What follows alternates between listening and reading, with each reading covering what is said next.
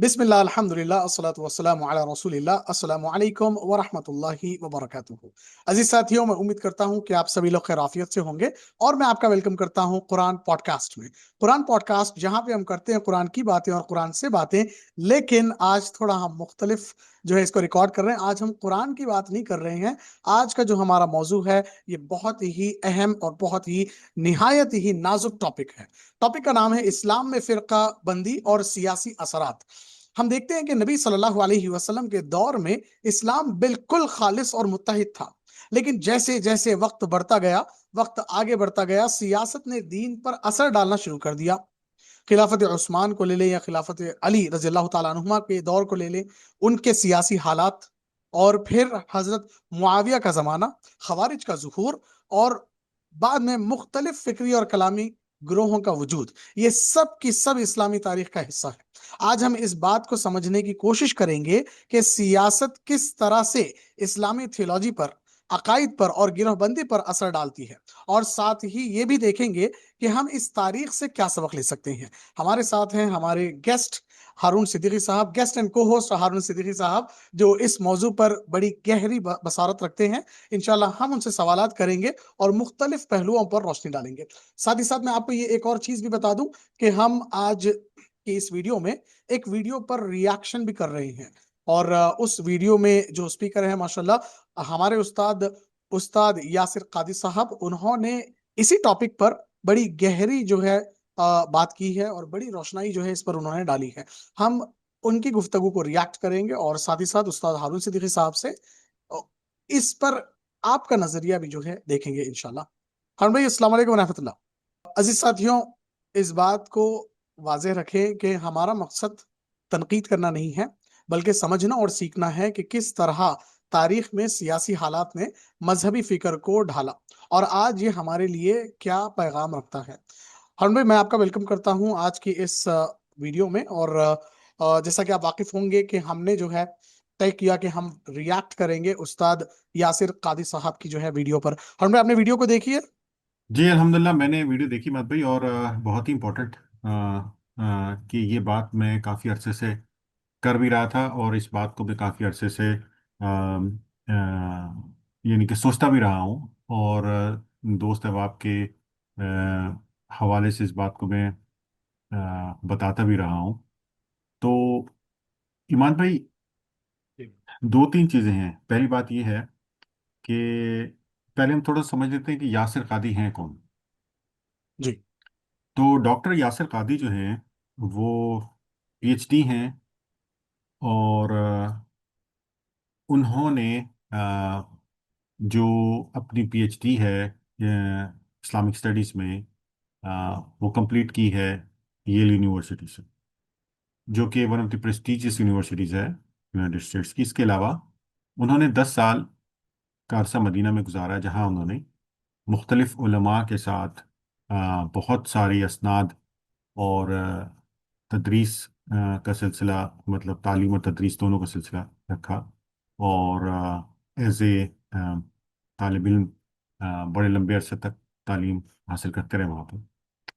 और फिर वो यूनाइटेड स्टेट्स आए और यहाँ आकर उन्होंने पीएचडी भी अपनी कंप्लीट की। तो इल्मी इतिहास से उनका जो कैरियर है वो बहुत ही मजबूत है, और बुनियादी तौर पे वो एक इंजीनियर भी हैं। और प्रोफेशनल लाइफ में वो इंजीनियरिंग से रिलेटेड जॉब भी कर चुके हैं। और इस वक्त वो हमारी एक बहुत ही बड़ी मस्जिद है डैलस की, एपेक, उससे मुंसलिक हैं, उस इदारे से मुंसलिक हैं। उस इदारे के अ, जो इमाम हैं उसके फ़राइज़ अंजाम दे रहे हैं। डॉक्टर यासिर कादी की हैसियत इस वक्त अमेरिका में वही है जो किसी ज़माने में हम इंडिया या पाकिस्तान में किसी भी एक आला मर्तब शख्स को इल्म और फजीलत के लिहाज से मुफ्ती या मुफ्ती आज़म का दर्जा देते हैं, देते थे। तो डॉक्टर यासिर कादी इस वक्त अमेरिका में इस लिहाज से कि वो तमाम मुसलमानों की नुमाइंदगी करते हैं, ना सिर्फ बल्कि उनके मसले मसाइल पर वक्तन फ़वक्तन अपनी राय का इजहार करते रहते हैं। और अपनी जो दीनी ایک فتوی والی جو ڈگری ہے وہ بھی جاری کرتے رہتے ہیں کہ یہ بات صحیح ہے، یہ غلط ہے، یہ حلال ہے، حرام ہے. تو اس حیثیت میں انہوں نے ایک کتاب جو ہے وہ لکھی ہے، اور اس کتاب کا عنوان ہے ہسٹری آف سیلفیزم. تو سیلفیزم کیا ہے؟ یہ ایک تحریک ہے. یہ وہ کیمرے والی سیلفی نہیں ہے، یہ انگلش والی سیلفی نہیں ہے. تو جو دوست ہمارے اس سے واقف نہیں ہیں، یا ابھی نوعمری میں ہیں یا یوتھ میں ہیں، اور ان کو اس چیز کا علم نہیں ہے، تو اس کے بارے میں تھوڑی سی ان کو ایک انٹروڈکشن دینا چاہتا ہوں کہ سیلفیزم ایک ایک ہماری دینی تحریک ہے جس کا نام سلفی اس لیے پڑا ہے کیونکہ وہ اسلاف، یعنی کہ ہمارے جو آباء و اجداد تھے، ان سے اپنے اعمال، اپنی چیزوں اور اپنی تعلیم کو کنیکٹ کرتے ہیں، اور ان کی جو بنیادی تعلیمی عقائد ہیں وہ اس چیز پہ مرکوز ہیں، یا اس چیز پہ فوکس ہے کہ آپ جن چیزوں کو فالو کریں، مانیں کر، یا ان کی پیروی کریں، وہ محمد صلی اللہ علیہ وسلم، ان کے اصحاب، تابعین، تبع تابعین تک ہونے چاہیے، اور ڈائریکٹ سورس سے کنیکٹ ہو کے آپ کو چیزوں کو لینا چاہیے. اور بیچ میں جو بہت ساری دوسرے دور آئے ہیں تعلیمی لحاظ سے یا تاریخی لحاظ سے، اور ان میں جو تدویج ہوتی رہی ہے ہمارے مذہب کی، اس سے آپ کوشش کریں کہ اجتناب کریں، اور ڈائریکٹ قرآن اور سنہ اور حدیث جو ہے اسی کو صرف اور صرف استعمال کریں. تو چونکہ اسلاف سے جڑے ہیں تو اس لیے اس کو سلفی کہتے ہیں. تو یہ سلفیزم، یہ سلفی نہیں ہے، یہ سلفی ہے. تو یہ بات میں بالکل واضح طور پہ ان بچوں کو بتانا چاہتا ہوں، خاص طور پہ جو آج کی نئی دور میں یہ دیکھ رہے ہیں، سوچ رہے ہیں، سن رہے ہیں، اور خاص طور پہ انڈیا پاکستان میں اس کا اتنا زیادہ اس کی اتنی زیادہ سمجھ نہیں ہے، کیونکہ ہمارے ہاں پہ اس تحریک کی اتنی زیادہ نمائندگی جی نہیں ہے. تو انڈیا پاکستان میں لوگوں کو اس کا بہت زیادہ شعور نہیں ہے. ہمارے ہاں جو موجودہ دور کی تحریکیں ہیں ان میں سب سے زیادہ ہماری دیوبند کی موومنٹ ہے، ہماری ہاں بریلوی موومنٹ ہے، ہماری اہل حدیث موومنٹ ہے، ہوں فقہ جعفریہ یا اہل تشیع موومنٹ ہے. یہ چیزیں ہمارے یہاں لوگ سمجھی جاتی ہیں، لیکن مڈل ایسٹ خاص طور پہ جو ہمارا ہمارے عرب کنٹریز ہیں ان میں سلفی ہوں موومنٹ ایک بہت اہمیت رکھتی ہے. تو جی اس انٹروڈکشن کے بعد ڈاکٹر یاسر قادری جب مدینے پڑھنے گئے، وہاں پر انہوں نے جن اساتذہ کے ساتھ پڑھا اور جس منہج پہ اپنے آپ کو استوار کیا رکھا دینی لحاظ سے، مذہبی لحاظ سے، وہ سلفی موومنٹ تھی. اور اسی موومنٹ کو اسی میں اپنی تعلیم کو انہوں نے آگے بڑھایا. تو یہ بہت ایک اہم اور امپورٹنٹ انٹروڈکشن ہے اس بات کا کہ ان کا تعلق کیا رہا ہے ایمان بھائی. جی تو اب انہوں نے اس کے اوپر ایک بک لکھی ہے، اور اس بک کے انٹروڈکشن میں انہوں نے ایک بہت لمبا چوڑا انٹرویو دیا ہے، تقریباً 1-1.5 گھنٹے کا. اس انٹرویو میں بہت سارے پہلو ہیں، بہت ساری باتیں ہیں جو بہت امپورٹنٹ ہیں اور سمجھنے والی ہیں، کیونکہ یہ تاریخی لحاظ سے بہت ساری ہوں ہماری خالی سلفی ازم کو نہیں بلکہ اور بھی دوسری موومنٹ جو ہیں ان پہ روشنی ڈالتا ہے. تو اس میں سے کچھ چند باتیں جن پہ میں چاہتے ہیں کہ ذکر کریں، بات کریں. تو عماد بھائی، آپ کا جو سوال تھا وہ اس سارے انٹروڈکشن میں کہیں پیچھے رہ گیا. ہاں تو میں سوال دوہرا دیتا ہوں. سوال اگر آپ دوہرا دیں تو جی میں جی جی کوشش کروں گا کہ اس پہ فوکس کروں. جی جی جی ہارون بھائی، تھوڑا اس کو ابھی سیاست اور طاقت اور عقیدے کے سینٹرک جو ہے رکھتے ہیں، اور اسی کے اطراف جو ہے باتیں کرتے ہیں. اور میں آپ سے اسی کے متعلق سوال کرنا چاہوں گا. یاسر قاضی صاحب نے بیان دیا ہے کہ سیاست نے ہمیشہ عقیدے پر اثر ڈالا ہے، جیسا کہ ہم اس کلپ میں جو ہے دیکھ سکتے ہیں. Politically speaking, during that time, the earlier generations, how is the movement between the Hanbali movement versus the Ash'aris? Is it vacillating? Do the Hanbalis actually have political power at one point, and then it changes to the Ash'aris? Yes, as I explained in my book, and this is well documented in history, that Baghdad was a bastion of Hanbali thought, and Baghdad was also the capital of the Abbasid Empire. This is during like what time frame? So we're talking about the Mihna of Imam Ahmad took place, and of course the people in charge. Now here's the technical point: they were considered Mu'tazili, But the Mu'tazila scholars were not involved with the Abbasid court. क्या आप इससे इत्तेफाक रखते हैं? Number 1। Number 2, अगर आप रखते हैं इत्तेफाक, तो आपके ख्याल में इस्लामी तारीख का वो कौन सा दौर है जो इसकी सबसे बड़ी मिसाल है?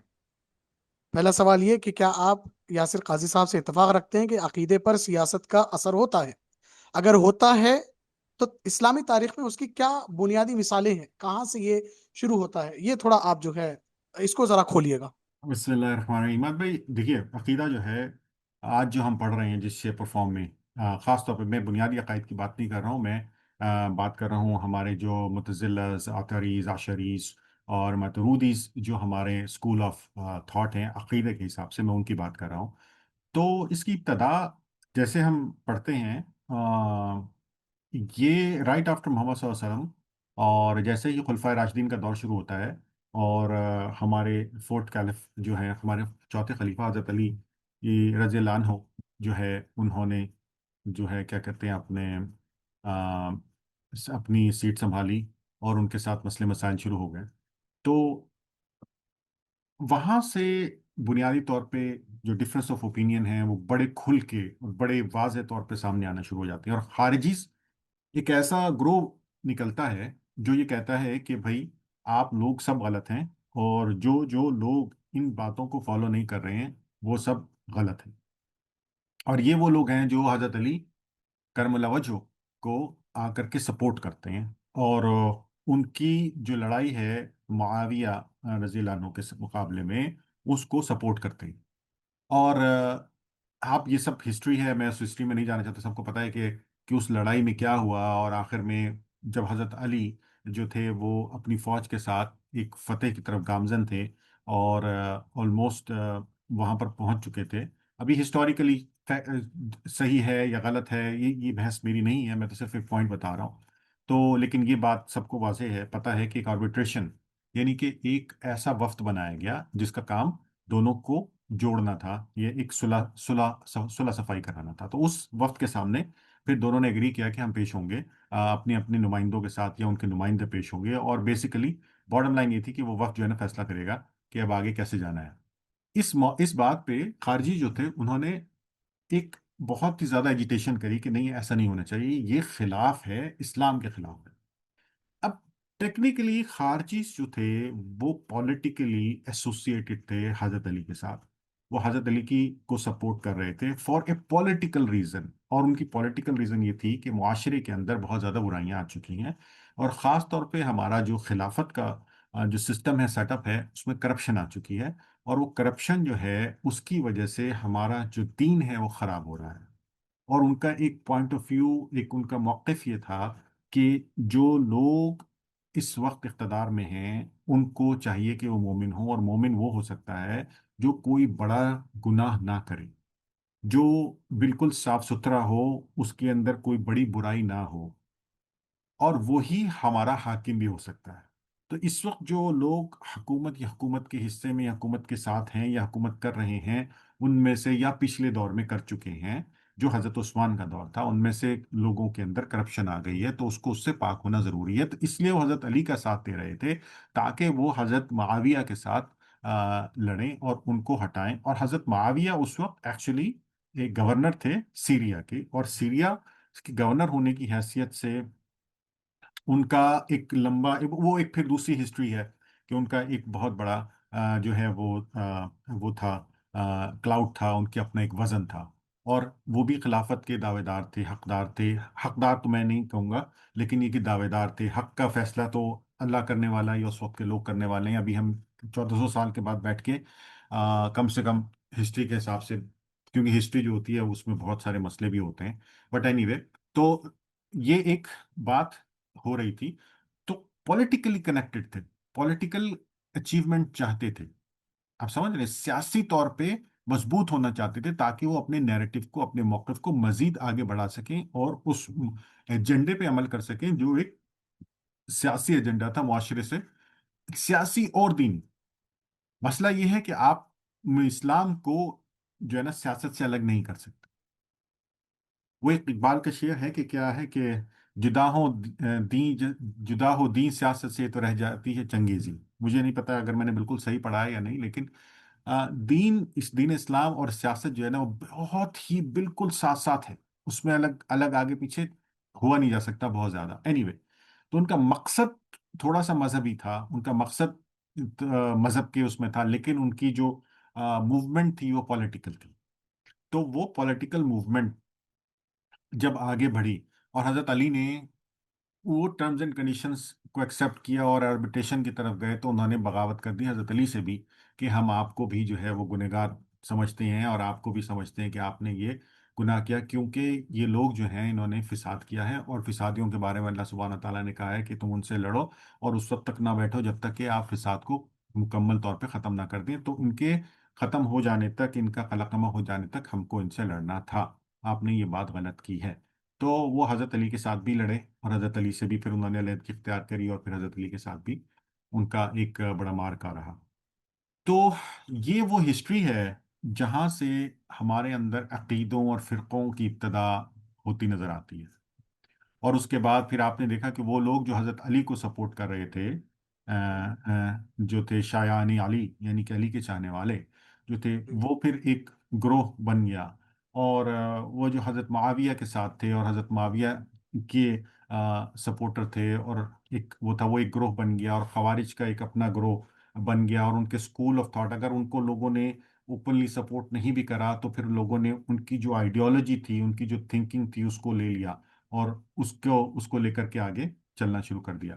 تو یہ بیسیکلی اس وقت بھی اگر آپ دیکھیے تو جو ہماری میجر دو ڈویژنز ہیں، سنی اور شیعہ، عماد بھائی، یہ ان کی بھی بنیاد پالیٹکس یا سیاست ہے. آپ سمجھ رہے ہیں؟ اب وہ مذہب، وہ پالیٹکس یا سیاست مذہب سے ہی نکلی، یہ الگ الگ بحث ہے، لیکن وہ تھی پالیٹکس.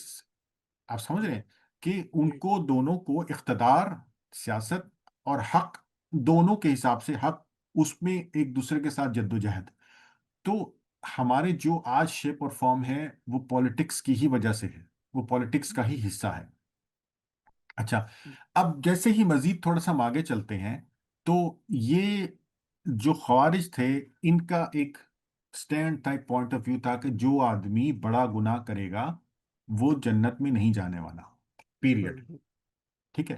اور اس کے بارے میں وہ کچھ دلیلیں لے کر آتے تھے، اور اس کے بارے میں وہ کچھ جو ہے ریزننگ لے کر آتے تھے، اور ریزن سے اس کا دفاع کرتے تھے. تو اسی سب سلسلے میں ایک بحث اس وقت بغداد میں بڑی ہی ہوا کرتی تھی. اس میں ایک اور جو ہے اسکول آف تھاٹ نکلا جس کا نام رکھا گیا متزلہ. اور متزلس، یہ اس لیے اس وقت رکھا گیا کہ وہ جو اسکول تھا، جہاں پہ جو مدرسہ تھا، جہاں پہ یہ سب بحث مباحثے ہو رہے تھے یا مسجد میں ہو رہے تھے، وہاں پہ اس ایک گروپ نے، ایک ٹیچر اور ان کے جو شاگرد تھے کچھ، انہوں نے اپنے آپ کو الگ کر لیا، یہ بات کہہ کے کہ ایک طرف وہ لوگ کھڑے ہیں جو یہ کہتے ہیں کہ جن لوگوں نے بڑا گناہ کیا ہے وہ جنت میں نہیں جائیں گے. اب یہ وہ لوگ جو یہ بات کہہ رہے تھے، یہ ان کا موقف پولیٹیکل تھا ان دیٹ سینس، کیونکہ وہ ٹارگٹ کر رہے تھے ان لوگوں کو جو ارباب اختیار یا حکمران تھے. سمجھ رہے ہیں کہ ان حکمرانوں نے بڑے گناہ کیے ہیں، اور ان کے ارد گرد کے لوگوں نے بڑے گناہ کیے ہیں، اور یہ قابل مذمت ہیں، اور یہ جنت میں جانے والے نہیں ہیں. یہ پولیٹیکل سٹینڈ تھا. آپ سمجھ رہے ہیں؟ تو اس پہ وہ موومنٹ کھڑی ہوئی تھی. دوسری طرف وہ لوگ تھے جو یہ کہتے تھے کہ نہیں، ایسا نہیں ہے، اور اللہ سبحانہ تعالیٰ ڈیسائیڈ کرنے والے ہیں، اور وہ معاف کرنے والے بھی ہیں، اور وہ دوسرے لوگوں کو مطلب کون جنت میں جائے گا کون دوزخ میں جائے گا اس کا فیصلہ وہ کرنے. ان دیٹ مین وائل یہ جو گروپ تھا متزلہ، انہوں نے کہا کہ بھائی ایک تھرڈ سٹیج بھی ہے، ملق ہو جائیں گے، یعنی کہ یہ لوگ ایک تھرڈ سٹیج میں چلے جائیں گے، اس کی ایک تھرڈ سٹیج بھی ہے. آپ سمجھ رہے ہیں؟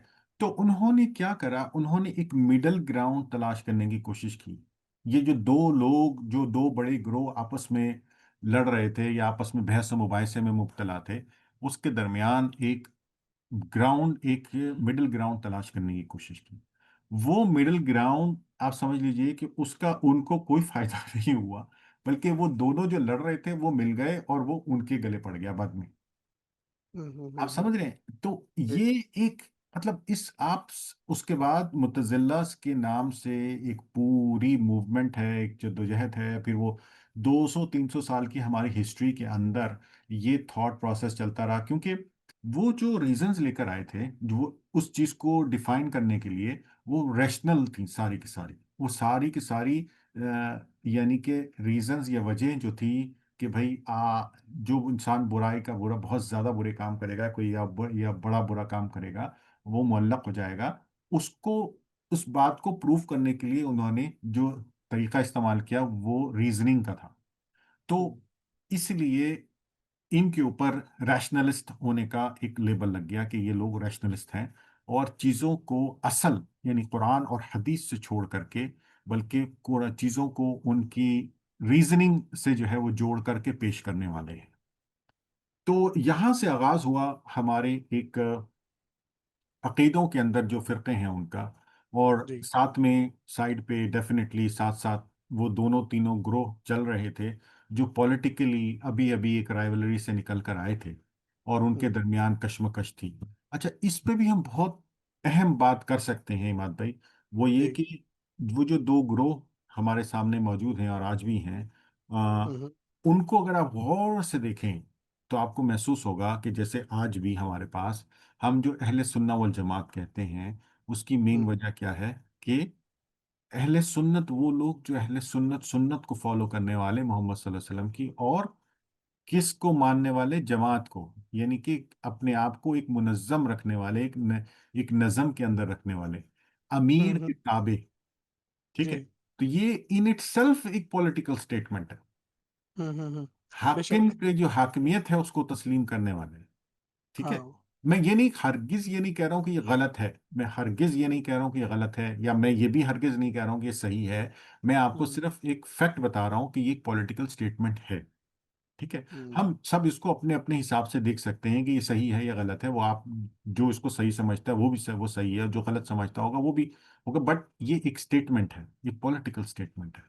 تو اس جی سے واضح طور پہ ہم دیکھ سکتے ہیں کہ ہمارے آج کے دین کے اوپر پالیٹکس کا کتنا زیادہ اثر ہے۔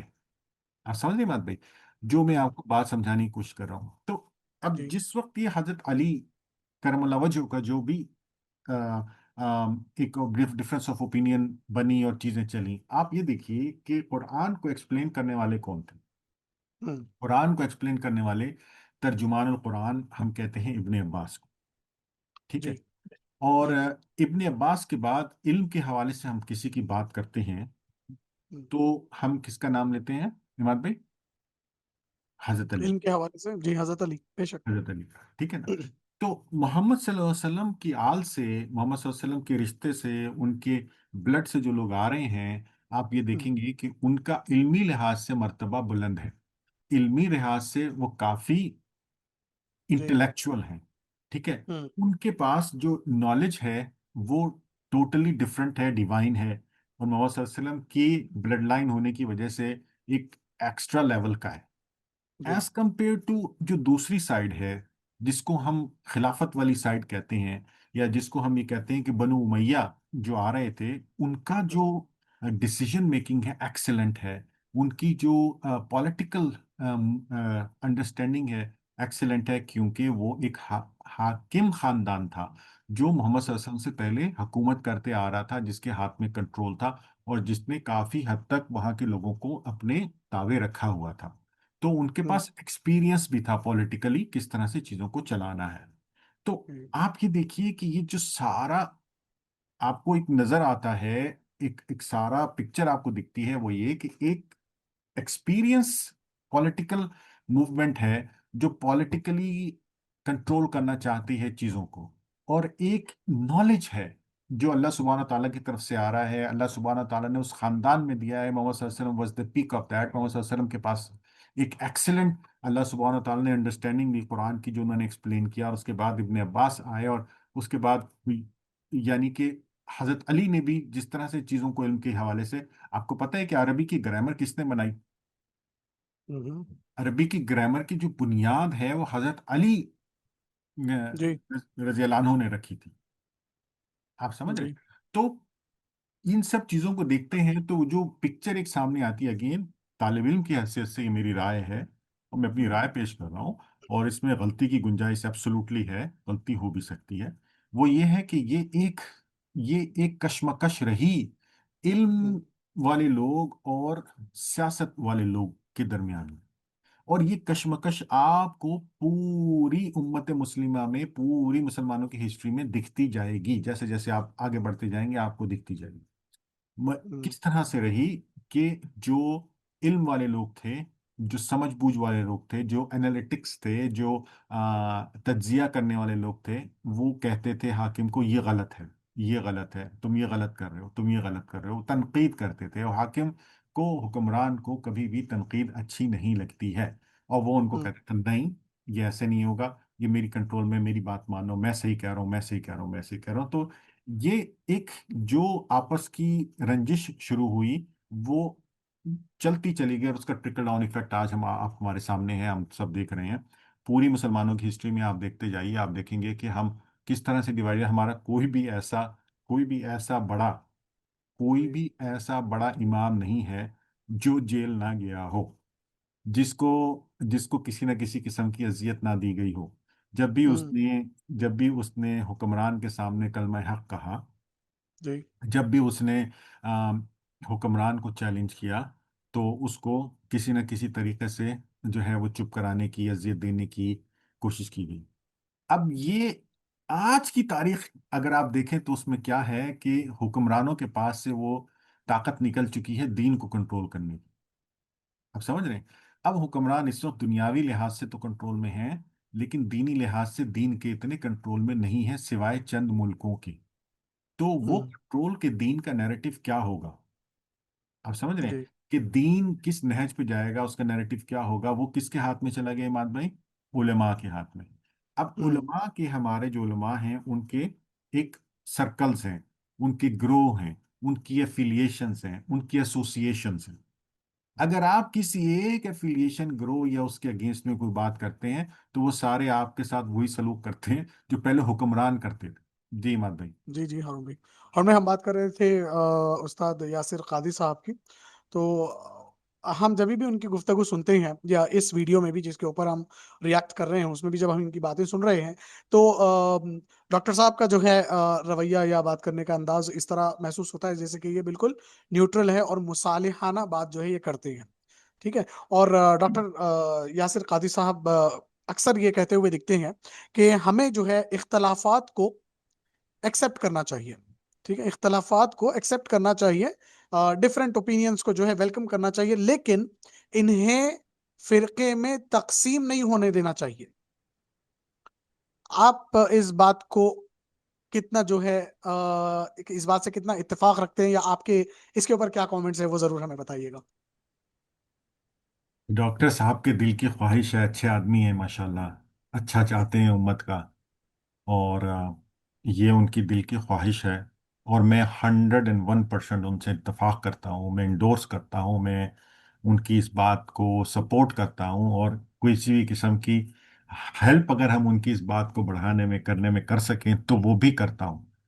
لیکن یہ بات اتنی ہی آگے اندر سے خالی ہے، ان دیٹ سینس کہ چونکہ اس کو کوئی حکومتی سپورٹ حاصل نہیں، ہاں تو تو چونکہ اس بات کو کسی حکومتی یا کسی ریاستی یا کسی ابھی آپ دیکھیے گا ان کا تیا پانچا ہوگا کیسے، ان کے خلاف باتیں، ان کے خلاف فتوے، ان کے خلاف چیزیں، کیونکہ انہوں نے جس منہج کی بات کی ہے کہ ہماری بار جو ہے مسلمانوں کو صرف یہ کہ مسلمان ہونے کے لیے وہ اتنی لوور ہے کہ اللہ سبحانہ تعالیٰ نے 3 چیزوں میں کہہ دیا کہ یہ صرف آپ، اگر یہ چیزیں 3 ہیں تو آپ مسلمان ہیں، اور آپ جو ہے مطلب اگر آپ اللہ پہ ایمان رکھتے ہیں، اچھے اعمال کرتے ہیں، اور آپ مطلب آپ کوشش کرتے ہیں اپنی پوری، تو جیسے قرآن میں کہا، تو یہ اللہ سبحانہ تعالیٰ نے کہا کہ میں اس کو جنت کی خوشخبری دیتا ہوں۔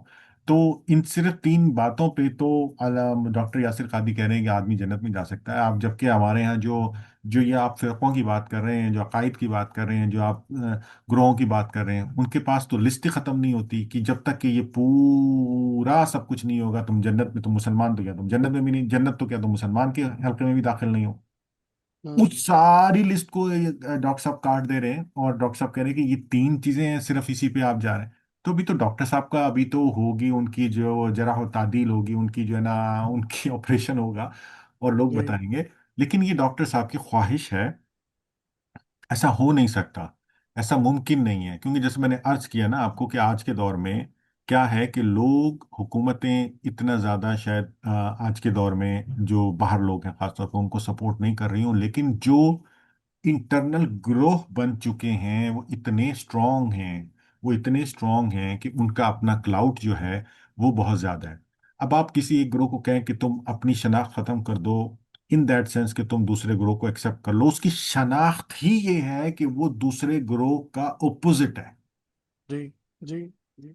आप समझ रहे हैं? अब हम्म, एक आदमी है, उसकी शनाख्त यही है कि वो दूसरे आदमी को ऑपोजिट है, उसकी अपनी शनाख्त नहीं है, उसकी उसकी शनाख्त ये है। अगर वो ये बात ही खत्म कर दे कि मैं उसका मुखालिफ हूं, तो भाई फिर तो उसने अपने आप को खत्म कर दिया। वो कैसे ही कर सकता है? वो नहीं खत्म कर सकता। तो तो ये डॉक्टर साहब की ख्वाहिश सर आंखों पे है। डॉक्टर साहब, I salute him for this wish, but लेकिन ये होने वाला नहीं है। हम्म, आप समझ रहे हैं? ये ऐसा मुमकिन नहीं है, ऐसा होगा नहीं, हो नहीं सकता ना। कौन अपना ग्रोह खत्म करेगा, कौन अपना मसला खत्म करेगा, कौन अपना फिरका खत्म करेगा? कौन? जी आ- डॉक्टर साहब ने कहा है कि आप लोगों को सबको सही कहें। बुनियादी तौर पे डॉक्टर साहब ये कह रहे हैं, कि डॉक्टर यासिर कादी कह रहे हैं कि आप दूसरे लोगों को भी सही कहें। जब आप उनको बताएं, किसी फिर बात को पढ़ाएं, तो आप ये कहें कि this is one of the opinions that I think is the best. Hmm, which means कि डॉक्टर साहब ये कह रहे हैं कि जो बाकी की ओपिनियंस हैं वो भी गलत नहीं है, but this one is the better one. ऐसा कौन पढ़ाता है? ऐसा कोई भी नहीं पढ़ाता, ऐसा कोई पढ़ा नहीं सकता। कोई ये नहीं बताता है कि भाई 10 आ रहा है इस मसले के बारे में, और 10 में से 4 जो हैं वो ये हैं, और 4 में से बेस्ट जो है ना वो ये है। लोग ये बताते हैं कि ये मसला है, इसकी ये राय है, और ये हमारी राय है, और यही है जो राय है असल है। बाकी जो इस राय को नहीं मानता वो मुसलमान नहीं है। ये हमारा इस वक्त प्रोसेस है, ठीक है ना? हमारा ये इस वक्त अकीदा है, ये हमारा प्रोसेस है चीज़ों को देखने का एज ए मुसलमान, दूसरे मुसलमान की तरफ।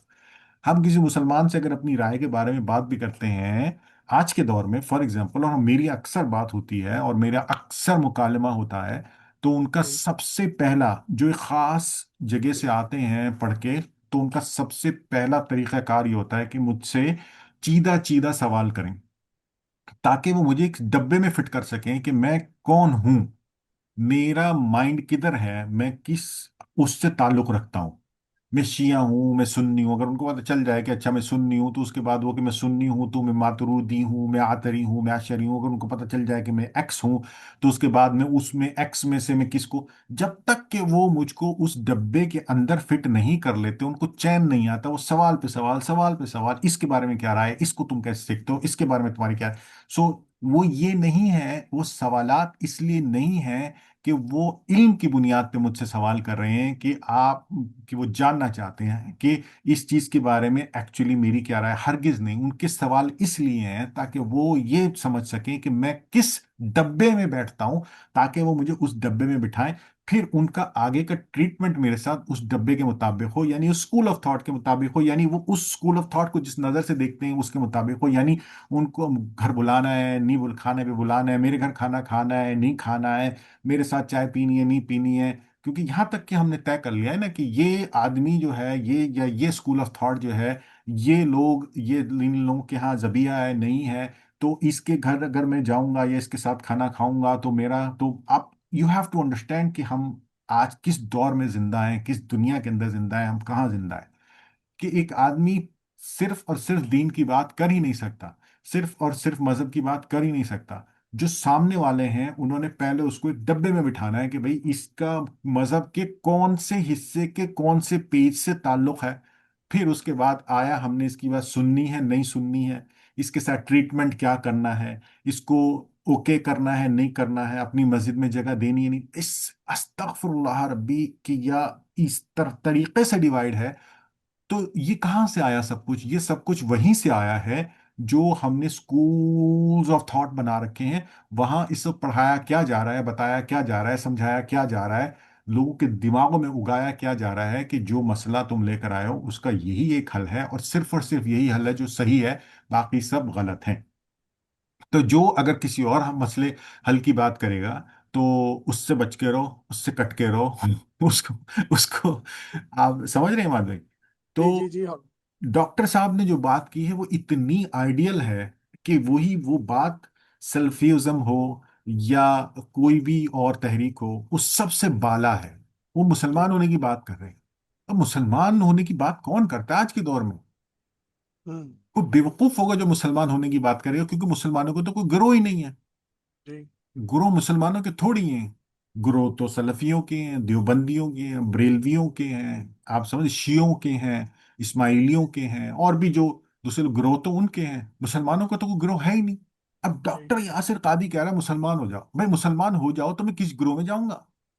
میں تو پھنس ہوں گیا. اب مجھے تو کوئی سپورٹ کرنے والا نہیں ہے. تو یہ ایک بہت عجیب و غریب علمی بحث ہے، بٹ حقیقت یہی ہے ایمان بھائی.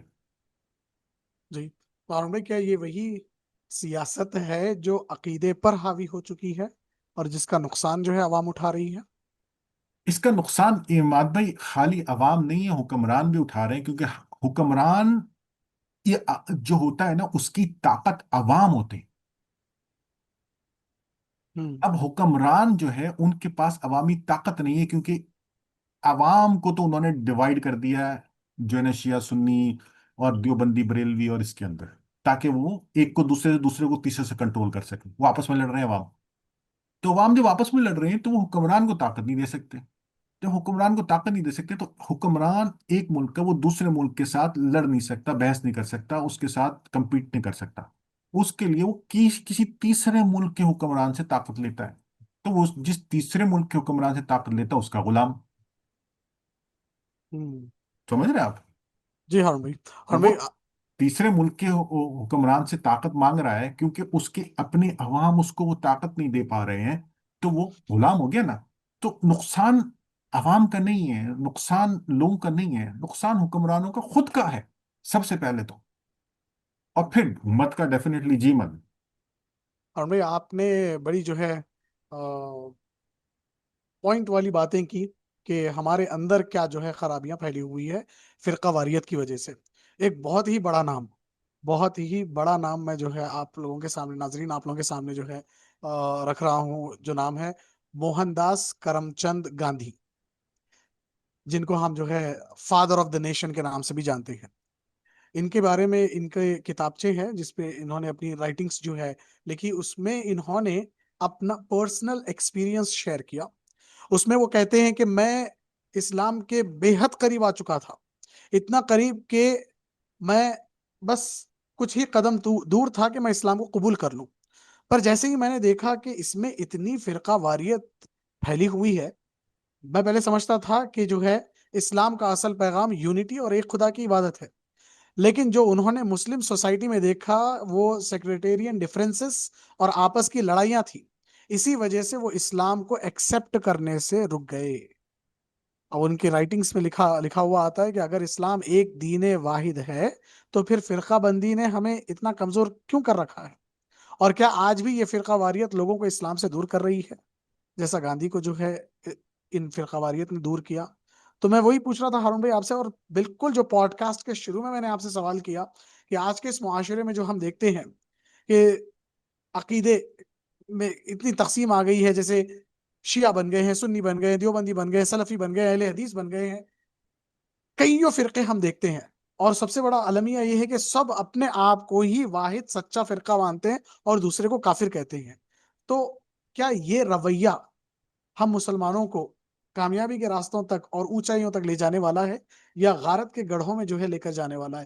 اس پہ آپ کامنٹ کریں، اس کے بعد ہم جو ہے اس کو وائنڈ اپ کرتے ہیں انشاءاللہ. استغفر اللہ. اللہ جانتا ہے مات بھائی. دیکھیں، اگر میں کوئی فتویٰ دوں تو پھر میرے میں اور کسی اور میں کیا فرق رہ جائے گا کہ یہ رویہ ہمیں جنت میں لے جائے گا یا ہمیں دوزخ میں لے جائے گا؟ اللہ جانتا ہے. جو بات میں کہہ سکتا ہوں وہ یہ کہہ سکتا ہے کہ اس رویے کی وجہ سے اس وقت ہماری جو دنیا میں چیزیں ہیں وہ جہنم بنی. آپ سمجھ رہے ہیں؟ اس رویے کی وجہ سے آخرت کی زندگی میں جنت ہوگی یا جہنم یہ تو مجھے پتا نہیں، اللہ ہی جانتا ہے. اور ڈیفینیٹلی آپ خود اسیس کر سکتے ہیں. لیکن دنیا کی زندگی جہنم بنی ہوئی ہے مسلمانوں کی اوور آل اس کے حساب سے. اور آپ دیکھ رہے ہیں پٹ رہے ہیں، مر رہے ہیں، کٹ رہے ہیں، برباد ہو رہے ہیں، اور جو ہے وہ آپس میں بیٹھنے کو تیار نہیں، ایک دوسرے کے گریبان پکڑا ہوا ہے مذہبی بنیادوں پہ. اور ان کی بنیاد سامنے آپ کو مذہبی دکھتی ہے، لیکن بیہائنڈ دا سین وہ پولیٹیکل ہے. پالیٹکس ہی ہے نا. میری پاور چلی جائے گی، میرا اختیار کم ہو جائے گا، مجھے سننے والے کم ہو جائیں گے، مجھے دیکھنے والے کم ہو جائیں گے. آج میں پوڈ کاسٹ کر دوں ایک فرقے کو لے کر اس کے حق میں، اور دوسرے کے پہ گالیاں والیاں دے دوں تھوڑی سی، یہ وہ دیکھیں میرے ویوز، یہ وہ شوٹ کریں گے ایسے. لیکن کیا ایک ایک کیا ایک سمجھدار آدمی کو یہ زیب دیتا ہے؟ جس کو اللہ نے علم دیا ہے، اس کو سمجھ آ رہی ہے، وہ دیکھ رہا ہے، وہ سمجھ رہا ہے اس بات کو کہ یہ علمی آراء ہیں، یہ لوگوں نے اپنی اپنی رائے دی ہیں وقت کے حساب سے، ان پہ کچھ پولیٹیکل ایفیکٹ ہے، ان کے اوپر کچھ دنیاوی ایفیکٹ ہے. دینی طور پہ اس طرح سے دیکھو گے تو ٹھیک ہے، اس طرح سے دیکھو گے تو ٹھیک ہے. کسی نے مجھے 6 لکھ کے دیا ہے، ایسے 6، ٹھیک ہے. اب میں ادھر سے 6 لکھا ہوا ہے، میں اس کو اپنی طرف سے دیکھتا ہوں، مجھ کو 6 دکھتا ہے، آپ دیکھو گے آپ کو 9 دکھے گا، دونوں ٹھیک ہے. میری رائے اس میں صرف یہ ہے کہ دنیا کے مرنے کے بعد کا تو پتہ نہیں، فی الحال تو دوزخی بنی ہوئی ہے، اور یہ ایسے ہی پڑھتے رہیں گے جب تک کہ یہ اس چیز کو تسلیم نہیں کریں گے کہ بھائی سب کو حق ہے اپنی بات کہنے کا. اللہ سبحانہ تعالیٰ نے عقل دی ہے لوگوں کو، لوگوں کو بات سمجھنے کی توفیق دی ہے اللہ سبحانہ تعالیٰ نے. اگر اتنا بلیک اینڈ وائٹ اللہ نے چیزوں کو اتنا زیادہ بلیک اینڈ وائٹ کرنا ہوتا، تو اللہ سبحانہ تعالیٰ اس کو اتنا زیادہ بلیک اینڈ وائٹ کر دیتا. کیا اس کے اختیار میں نہیں تھا کہ وہ قرآن کی تفسیر بھی لکھ دیتا؟ 101%.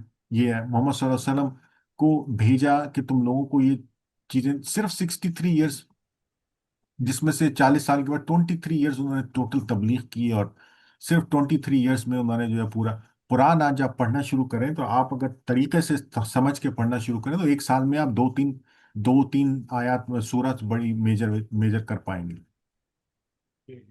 ہاں، مطلب ہم نے دین کو اتنا مشکل کر دیا ہے، اتنا مشکل کر دیا ہے، صرف اس لیے کیونکہ ہم نے ایک ڈبہ بنا لیا ہے، اور ہم اس ڈبے کے اندر سب کو فٹ کرنا چاہتے ہیں. ہر آدمی کو اس نظر سے دیکھتے ہیں کہ یہ کون ہے.